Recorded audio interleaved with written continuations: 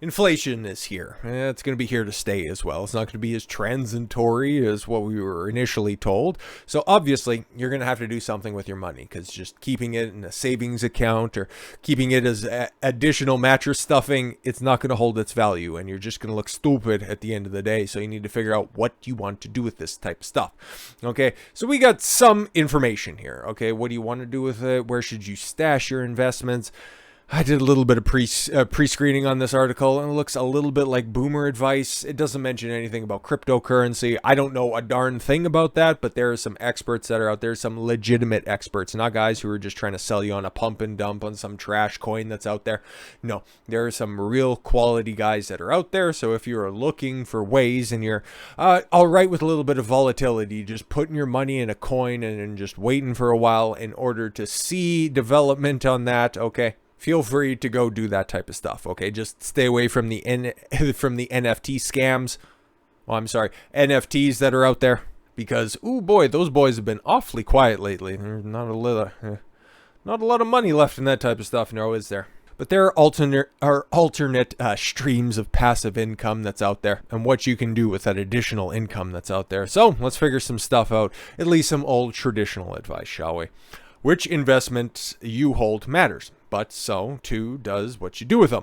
Whether it's a tax advantage account or a taxable one. Oh, very important as well, because you don't want to be making all this money only to be hit with a capital gains tax and then additional transaction taxes on top of that, where you think that you ended up making $1 million, but then at the end of the day, when you get the money that you can use, that you made yourself, you only end up getting a fraction of what you're thinking that you were going to be getting on it. Okay, you walk in with $1 million, then you come out with $500,000 going, what happened? You need to know the tax codes, where you're at and how you can leverage other write-offs, but that might be a little bit too advanced for this video right here.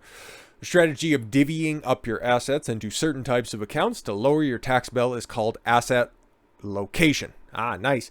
The general advice is to hold less tax-efficient investments in tax-sheltered or tax-free accounts, and to put tax-efficient assets in a taxable account.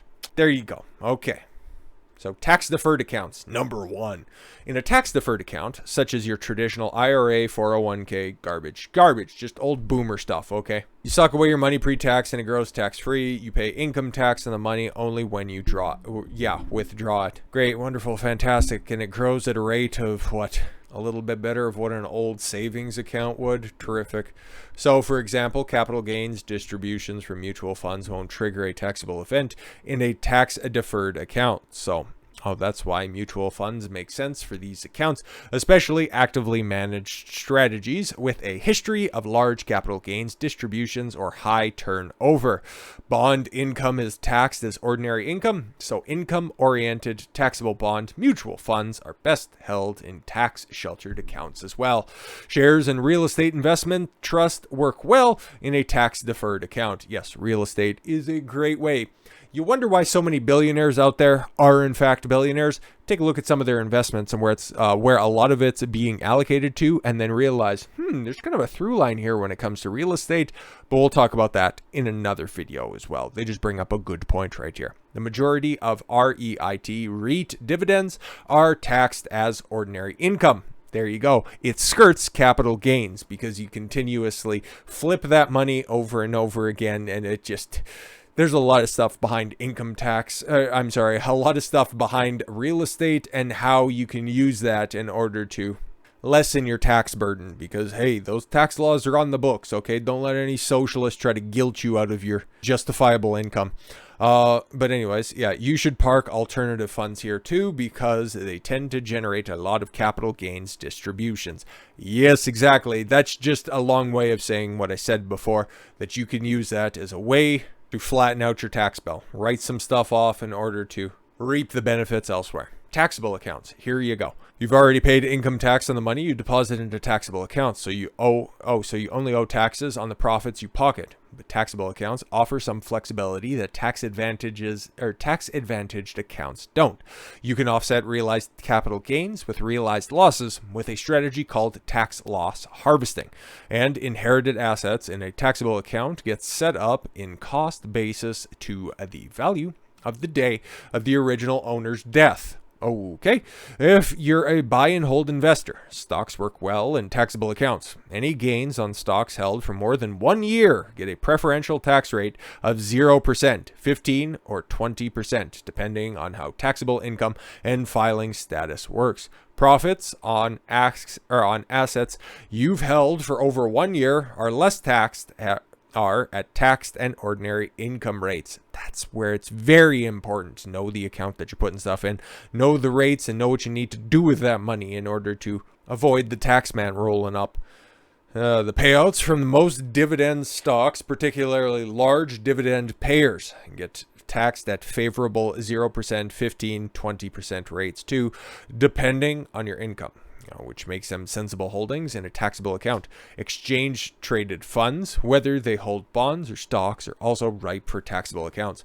Because interest payments from municipal bonds and muni bond funds are often exempt from federal taxes and in some cases state and local levies, very important as well, and especially if you live in places that don't have state income tax, or to the contrary, if you live in places that have high state income tax levels, know this stuff as well, to park them in taxable accounts. Finally, foreign stocks, even in a mutual fund or an ETF, are the best in taxable accounts. Most pay qualified dividends, which get preferential tax treatment, and there's a credit for foreign taxes paid. Finally, tax-free account. Both IRAs and Roth 401ks hold after-tax money, so you don't get a tax break on contributions.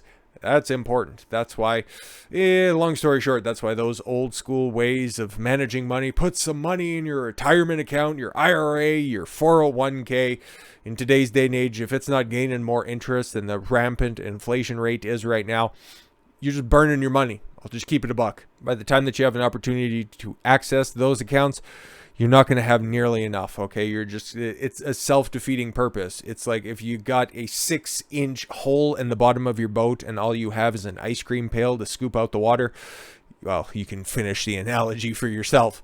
But your money accumulates tax-free, and withdrawals are tax-free too, but as long as you take them after the age 95 and a half. There you go. Yeah, put away, save for your retirement, okay? But then by the time that you hit just about 60, okay? And then just think about all of those years that you're paying into it. Would it be better served if you're saving for your retirement, either in the stock market in the S&P 500, or if you're feeling a little bit more gambly about you, maybe crypto? Just saying, stable cryptos that are out there like Ethereum and Bitcoin. But makes aggressive interest. Oh, I'm sorry. And the account has been open for at least 5 years. Yeah. So 60 and 5 years. If it's not been in there for that long, good luck to you. Then you get taxed out the ass and you have to pay massive penalties. That includes growth stocks or stocks in high volatility assets classes such as emerging markets and small company stocks. So there you go. There's a couple of quick hit pieces of information when it comes to spending, what types of accounts you can use, where you can put your money, and how it can best work for you. So with all that said, thank you all very much for the gift of your time. I've been Don Consuelo. I want you to follow your gut and get after it. Take care, everyone.